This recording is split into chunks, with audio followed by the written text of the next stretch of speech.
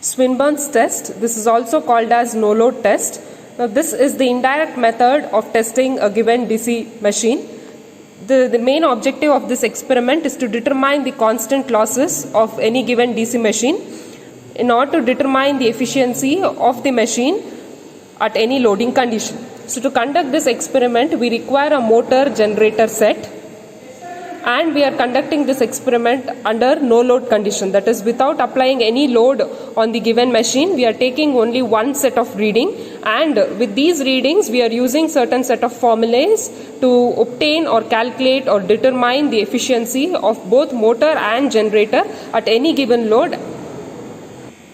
So here is the circuit diagram for conducting this experiment. We require a 220 volt DC supply, then we require an voltmeter to measure the voltage, and we require an ammeter to measure the line current. We require another ammeter to measure field current, and two rheostats, that is 230 ohm rheostat which is connected in series with the motor field, and 28 ohm rheostat which is connected in series with the motor armature. These rheostats are used as starters, that is they are limiting the current during starting. Note down the nameplate details of DC motor. This is a shunt motor. So the power rating of the shunt motor is 3.7 kilowatt. Rated speed is 1500 rpm. Rated voltage is 220 volts and rated current is 20 amperes. So we are conducting this experiment on a motor generator set. Here we require a 220 volt supply. We require an ammeter of DC type to measure the no load current or the line current. We require an voltmeter to measure voltage, and we require an ammeter of lesser range in order to measure the field current. We require two rheostats. One is 28 ohm rheostat, other one is 230 ohms rheostat. Starting with the connections. So from the positive of the supply, we have to give the connection to the ammeter, positive. So this is measuring the current drawn from the supply. We are giving to the positive terminal of the ammeter. Then from the negative terminal, we can select to 2.5 amps range. From negative terminal, we have to give the connection to one terminal of both rheostat. So this is 230 ohm rheostat. These are the two terminals of this rheostat which we will be using, and for 28 ohm rheostat, these are the two terminals which we will be using. So from the negative of the ammeter, we have to give the connection to one terminal of both the rheostats. So one connection is given to this terminal of rheostat 230 ohms. From the same point,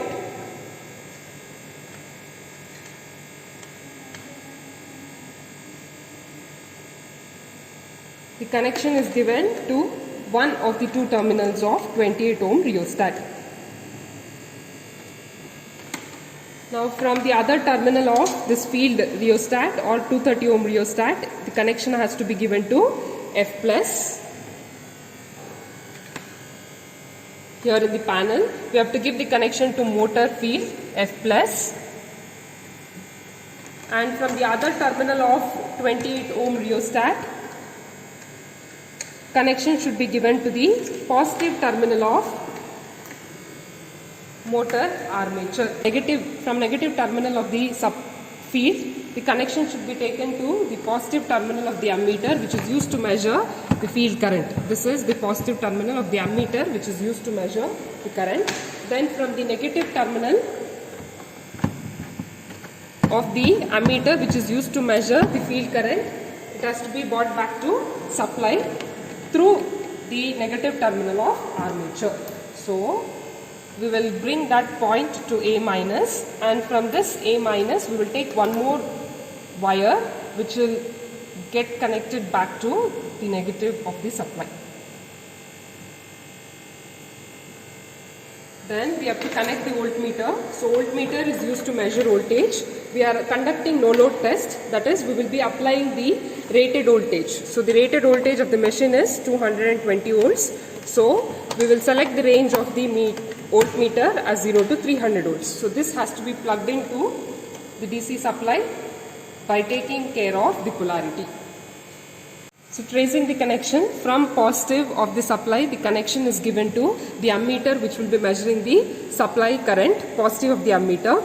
From the negative of ammeter, here the range what we have selected to measure the supply current is 0 to 5 amps. So from the negative of the ammeter, the connection has to be given to one of the two terminals of both the rheostat. So here from ammeter, connection is given to one terminal of 230 ohm rheostat, and from the same point another wire is taken and it is connected to one of the two terminals of 28 ohm rheostat.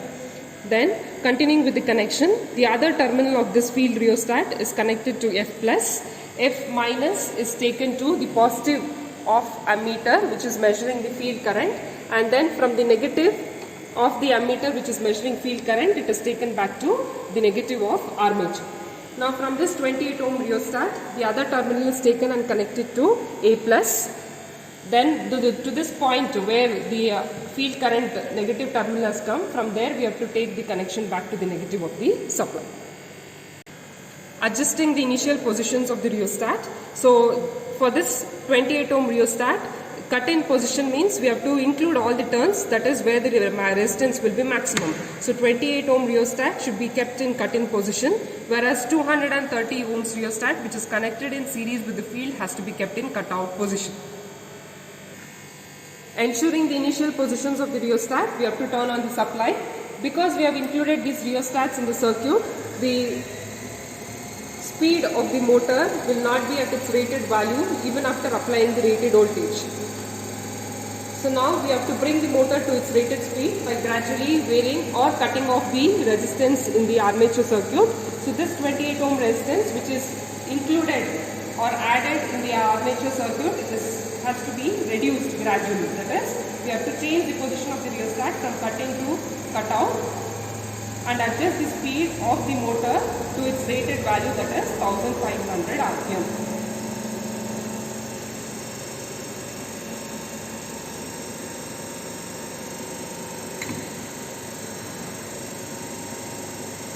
So once the motor is brought to its rated speed, that is 1500 RPM, we have to note down the readings in all the 3 meters. So this meter is measuring field current. Now we have connected to 2.5 amperes, so we have to read the lower scale. So as per the lower scale, the reading is 0.46. And this voltage reading across the supply, and this is reading the current from the supply, and speed has to be noted down.